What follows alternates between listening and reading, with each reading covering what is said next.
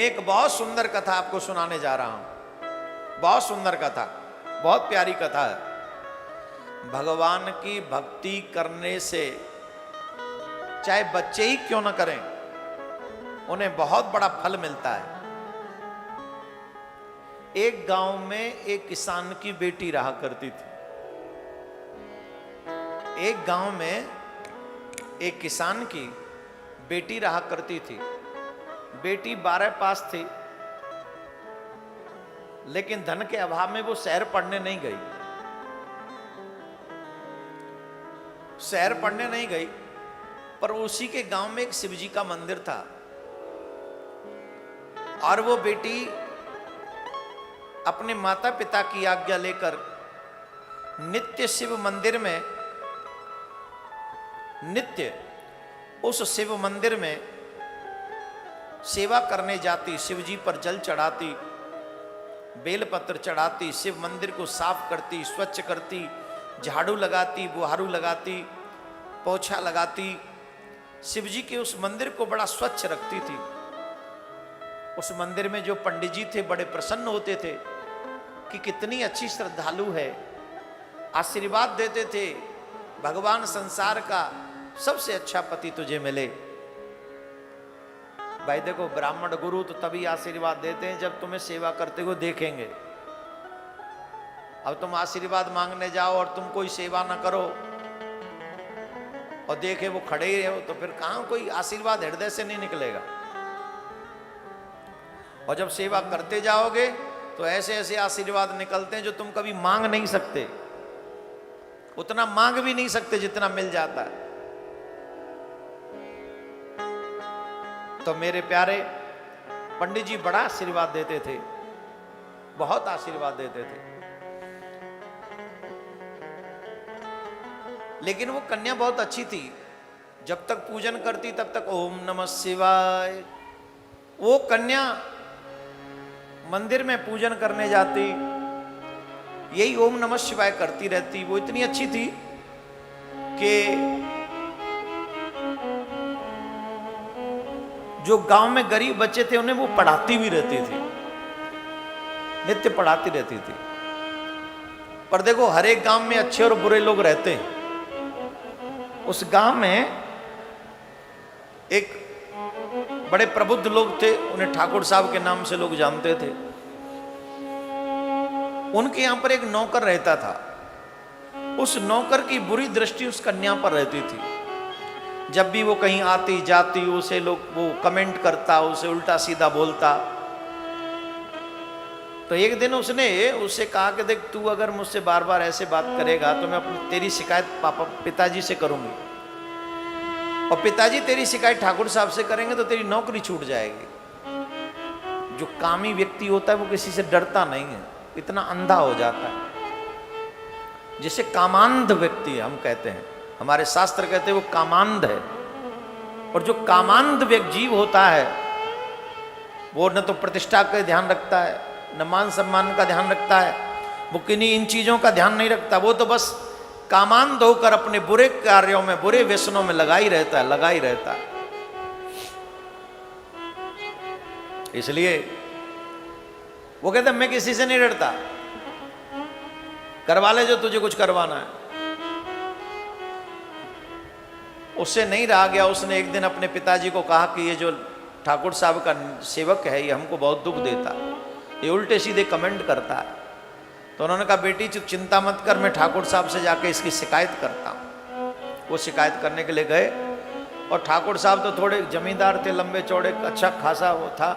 हालांकि वो गांव में मंदिर भी उन्होंने बनवाया था, लेकिन उन्होंने अपने सेवक को समझाने की बजाय उल्टा ज्ञान किसानों को ही दे दिया। अरे तेरी बेटी जवान है, उसे कहो कि ज्यादा बाहर आया जाना ना करे, बेटी को कभी अकेले नहीं जाना चाहिए। तेरी बेटी टीचर बनी घूमती है, घर घर पढ़ाती है, क्या जरूरत पड़ रही है। अपनी बेटी को कहे कि सावधान रहे, घर में ही रहे, इधर उधर कोई आवश्यकता नहीं। अब मैं क्या कहूं उससे, दूसरा आदमी उसे हम क्या कुछ नहीं कह सकते। पर तेरी बेटी है, तू अपनी बेटी को अपने घर में रख ले।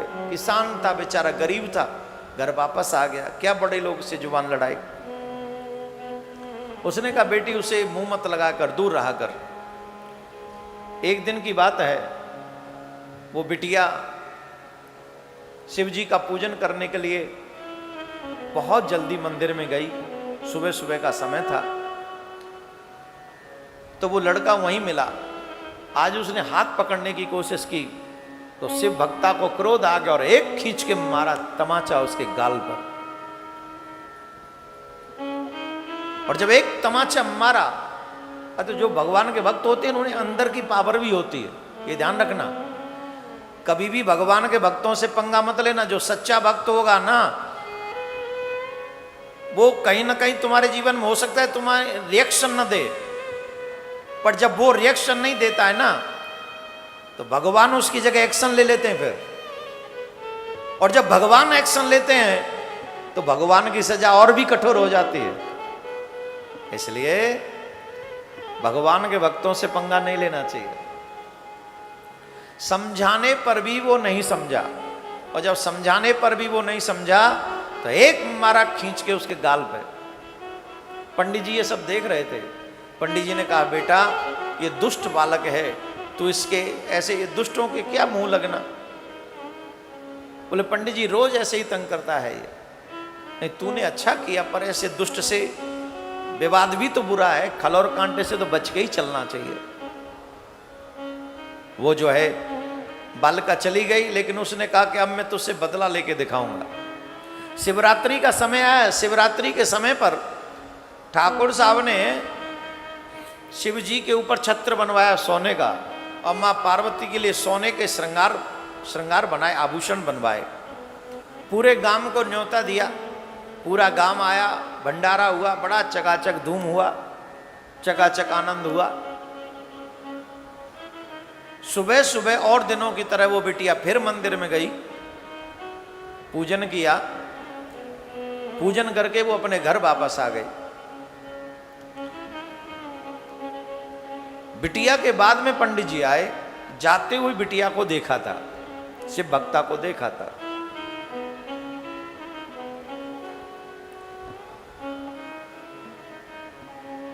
तो पंडित जी जब मंदिर में गए तो पंडित जी ने देखा कि मां पार्वती के जो सोने के आभूषण थे वो आभूषण अब नहीं है।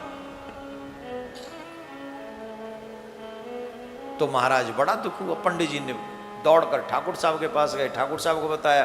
ठाकुर साहब ने गांव वालों को बुलाया कि भगवान के आभूषणों को चोरी करने वाला कौन है, किसने ये अपराध किया। हमारे मंदिर में से चोरी करने का साहस किसका हो गया।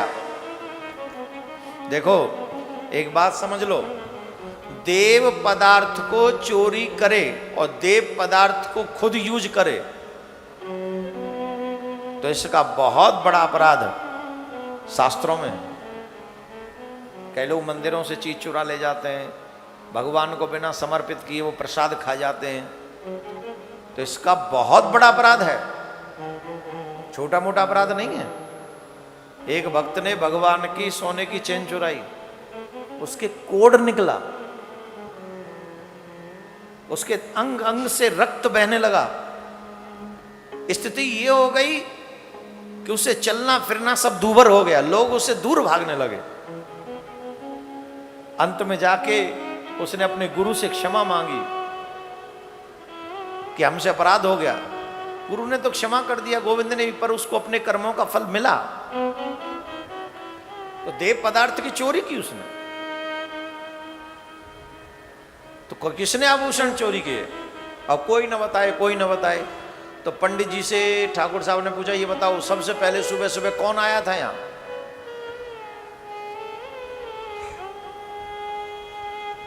बोले ये बिटिया को ही देखा था, सुबह सुबह वही आई थी, और तो किसी को हमने देखा नहीं यहां पर, ये बिटिया ही आई हुई थी। पर ये तो नित्य आती है, ये तो इतनी अच्छी है कि भक्त है। बोले नहीं नहीं नहीं, दिखने में अच्छे हो सकते हैं लेकिन ये गलत काम कर सकते हैं। उस बेटी को संबोधित करके बोला, या तो वो मां पार्वती के गहने मुझे दे दे और नहीं तो तुझे घोर सजा दूंगा। बिटिया ने कहा, ठाकुर साहब मैं मर जाऊंगी लेकिन कभी भी अपने भोलेनाथ के साथ ऐसा व्यवहार नहीं करूंगी। वो मेरी मां है, मैं अपनी मां के गहने क्यों चुराऊंगे? मैं ये अपराध कभी नहीं कर सकती, कभी नहीं, कभी नहीं। बोले तुम ही तो आई थी और तो कोई आया ही नहीं, ये अपराध तुम ही ने किया होगा।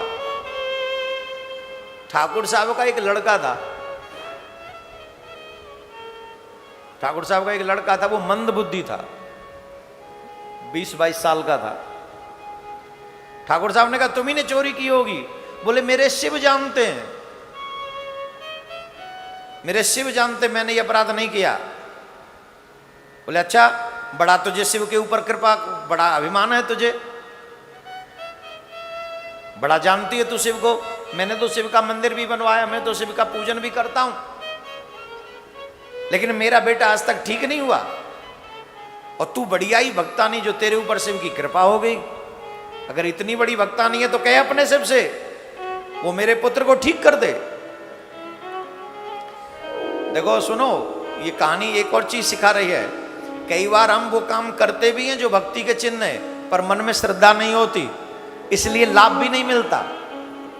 आपको पार्थिव शिवलिंग का फल मिल रहा है, ठाकुर साहब को मंदिर बनाने का भी फल नहीं मिला। क्यों? श्रद्धा नहीं है। इसलिए श्रद्धा होगी तो छोटी सी सेवा बहुत बड़ी बन जाएगी, और श्रद्धा नहीं हुई तो कितना भी बड़ा काम कर लो कोई लाभदायक नहीं। बोलो राधे राधे। इसलिए जो भी कार्य करो मैं श्रद्धा के करो। बोले अपने इस शिव को मुझसे ज्यादा जानती है। बेटी ने कहा कि मैंने भगवान के कोई आभूषण नहीं चोरी किए, पर मुझे एक बात बताओ, जो मां पार्वती के हाथ में कंगन था, वो कंगन आपके बेटे के हाथ में क्या कर रहा है? ध्यान से सुने, वो आपके बेटे के हाथ में क्या कर रहा है? वो जो उनका बेटा था ना मंद बुद्धि, उसी के हाथ में था, इसके हाथ में क्या कर रहा है? तो उन्होंने पूछा अपने बेटे से, अरे हाँ ये तो बात सही है, ये तो मां पार्वती को हमने पहनाया था, ये तुम्हारे पास कहां से आया? तो उसने कहा कि ये जो हमारा सेवक है ना, ये घर में होके जा रहा था तो इसके हाथ से ये गिर गया कंगन, मैंने इसलिए ले लिया। तो बात समझ में आ गई कि उन्हीं के सेवक ने मां पार्वती के गहने चुराए, उसको पकड़ लिया, उसको लोगों से थोड़ा सा सेवा करवाई, और जब सेवा करवाई तो उसने अपने आप बोल दिया कि इस लड़की को सबक सिखाने के लिए इसने मेरे थप्पड़ मारा था, इसे सबक सिखाने के लिए मैंने ही मां पार्वती के आभूषण चोरी किए थे। तो उसको ढंग से सेवा कर करू के पुलिस के हवाले कर दिया। परंतु ठाकुर साहब ने उस बेटी के पैर पकड़ लिए, बेटा मुझे क्षमा कर दे, मेरी बच्ची मुझे क्षमा कर दे, तू वाकई शिव भक्त है, मैं तो नाम का भगवान का भक्त में नहीं हूं। मैंने मंदिर बनवाया, शिव की पूजा करवाई, हर बार शिवरात्रि पर इतना बड़ा उत्सव करता हूं, पर मैं तो नाम का हूं, असली भक्ता तो तू है। तूने हृदय से शिव को ध्याया, तूने हृदय से शिव को भजा है, शिव की सेवा की है, इसलिए शिव तेरे ऊपर प्रसन्न हो गए। बेटी तू बड़ी अच्छी है, तेरी शिव सुनते, एक काम करना, उस शिव से कह दे मेरे इस पागल बेटे को भी ठीक कर दे, तेरी मान लेंगे, वो मान लेंगे। आंखों में अश्रु भरते हुई बेटी कहती है, अपने बेटे को कहो शिव जी के ऊपर अभिषेक करे, जल से बेलपत्र चढ़ाए, और उसकी जल की जो कुछ बूंदे हैं वो आचमन करे, बार बार शिव से अपने अपराधों की क्षमा मांगे, तो अभी ठीक हो सकता है, शिव कृपा कर देंगे। तो